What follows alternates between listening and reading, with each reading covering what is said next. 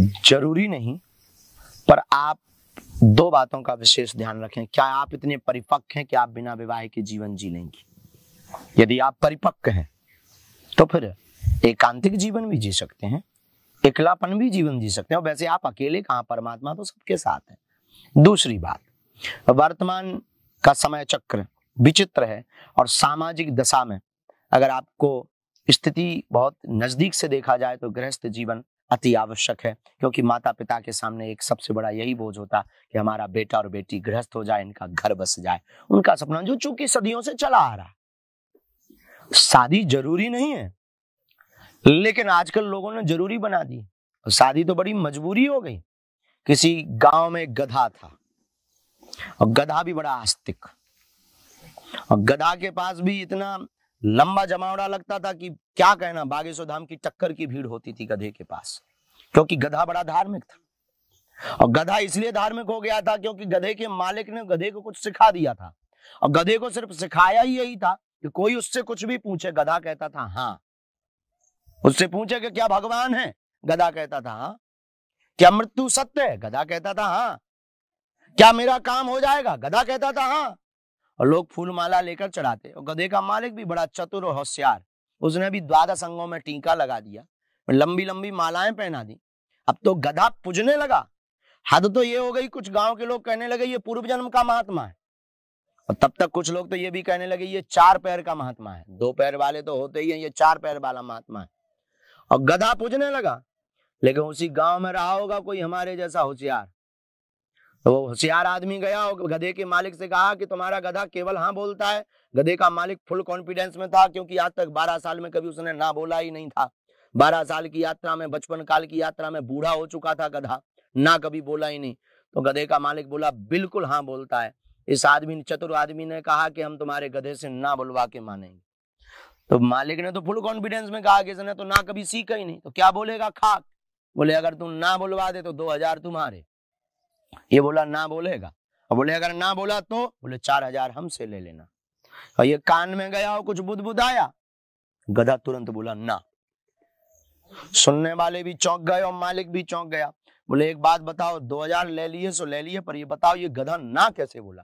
बोले हमने कान में जाके पूछा शादी करेगा क्या। गधों को भी पता है कि शादी नहीं करनी। तो विवाह जरूरी नहीं है अगर आप एकांतिक जीवन जी सको। विवाह जरूरी नहीं है अगर आपका इंद्रियों पर काबू हो। विवाह जरूरी नहीं है अगर आप जितेंद्रिय बन गए हो। विवाह जरूरी नहीं है अगर आप वासना से ऊपर उपासना में आ गए हो। विवाह जरूरी नहीं है आप काम सुख से राम सुख में डूब चुके हो। लेकिन अगर आप इनमें लेस मात्र भी विचार करते हैं तो फिर कर लेना चाहिए। मन को दमन मत करना। मन को दमन करोगे तो ये कभी ना कभी फूटेगा, और फूटेगा तो रोग बन करके फूटेगा। अंदर से कुछ भी फूटता है तो वो फोड़ा या मवाद बन करके ही फूटता है। इसलिए दमन मत करना। अगर आप अधोगति की तरफ आपका वीर्य है तो आप विवाह मत करो, विवाह करो। अगर उधर्व गति के ऊपर आपका अगर कंट्रोल है, आप किसी भी चीज को ऊपर खींच सकते हो, इतना ध्यान में आप प्रवेश कर चुके हो, तो विवाह बिल्कुल मत करो। इसलिए विवाह जरूरी नहीं है, लेकिन तब जरूरी है जब आप जित। बोले यद्यपि ये बात कोई मानेगा नहीं, क्योंकि मान लें तो संसार कैसे चलेगा। क्यों? क्योंकि जिनका ब्याह सौभाग्य से या दुर्भाग्य से हो चुका है, उनसे पूछ लो कि आप कितने सुख का अनुभव कर रहे हैं। झूठ बोलेंगे तो कोई बात नहीं है, और यदि सत्य बोलेंगे तो उनको कहना पड़ेगा कि पहले नहीं हुआ था इसलिए रो रहे थे, अब हो गया है इसलिए रो रहे हैं।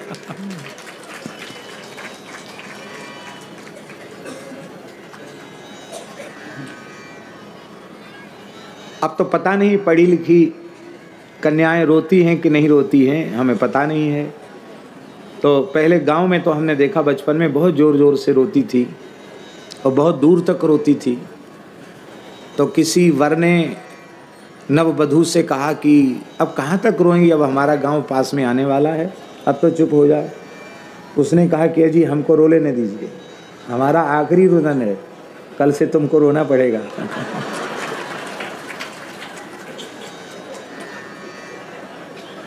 हम गलत कह रहे हो तो दिनेश जी से पूछ लो। ये तो नंद महल के बाबा के नंदगाम के गोसाई हैं।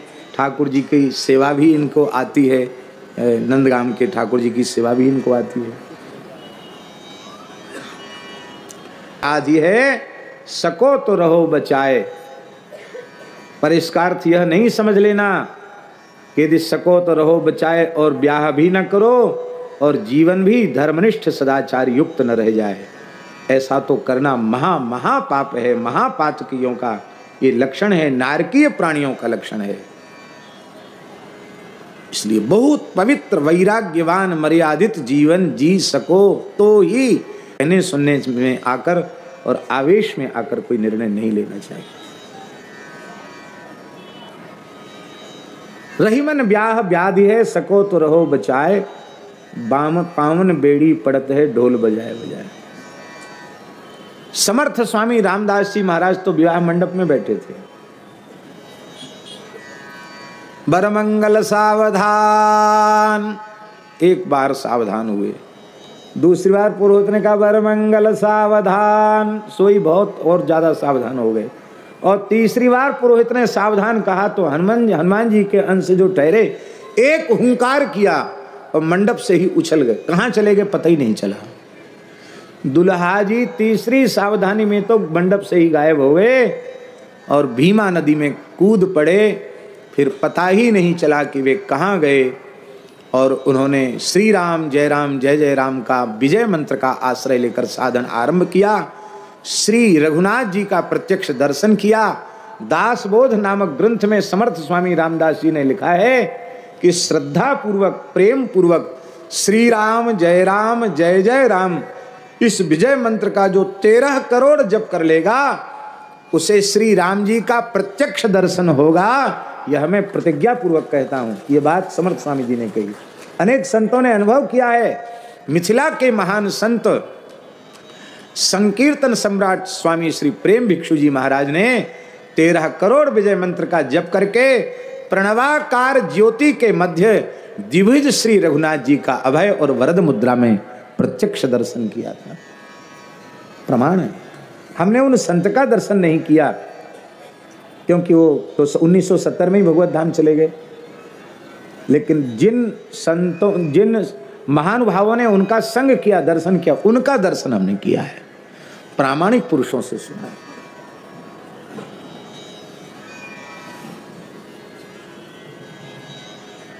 तो बोले हमको तो विवाह का सुख लेना ही है। तो महाराज जी कहते थे ब्याह का सुख लेना हो तो अपनी भाषा, उनकी भाषा बोल रहे हैं तो सब छोड़ के मामा के यहाँ बक्सर में चले जाना चाहिए और सवेरे से रात तक, रात से सवेरे तक ब्याह का ही रस बरसता रहता है। तो कहते थे कि यह जो श्री सीताराम विवाह का रस का जो अनुभव है, ये जीव को तिनकहु सदा उछाह मंगलायतन राम जस। मंगल का आयतन है, घर है। जो श्री सीताराम विवाह महोत्सव का भाव से प्रेम से अवलोकन करेगा वो मंगल के घर में ही प्रविष्ट हो जाएगा। मंगल भवन अमंगल हारी श्री सीताराम जी के हृदय में उसे स्थान मिल जाएगा और मंगल भवन अमंगल हारी श्री सीताराम जी का स्थान उसका हृदय बन जाएगा। वो सीताराम जी के हृदय में पहुंच जाएगा और सीताराम जी उसके हृदय में पहुंच जाएंगे। यही है मंगलायतन राम। सुनेंगे साधक लोग जो साधना करना चाहते हैं, जो भगवान को पाना चाहते हैं, उनके लिए एक बहुत इंपॉर्टेंट पॉइंट बता रहा हूं। शादी भोगों में लिप्त रहने के लिए नहीं है, अपितु शादी जो है वंश वृद्धि के लिए है मात्र।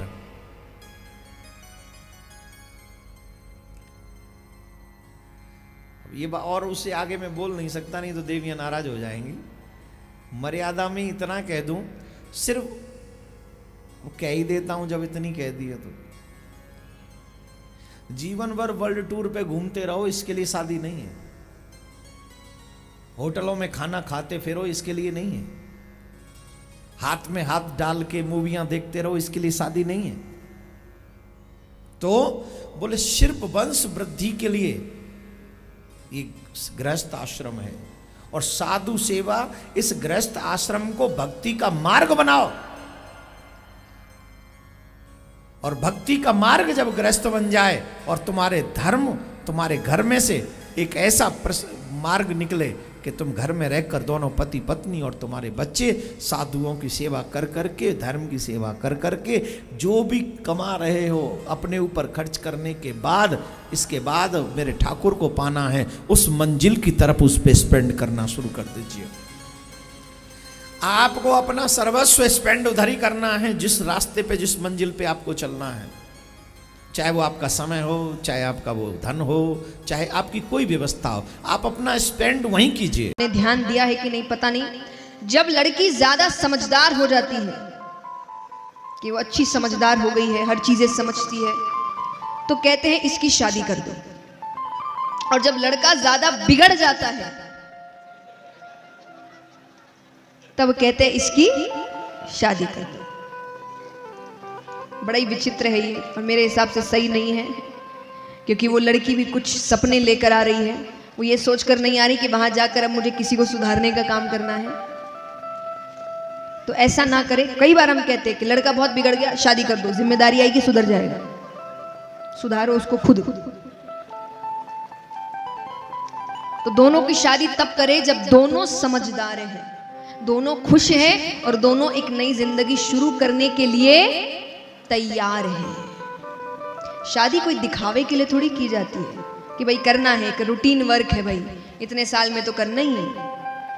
शादी प्रेम का बंधन है, किसी के साथ जीवन भर बिताना है, एक कमरे में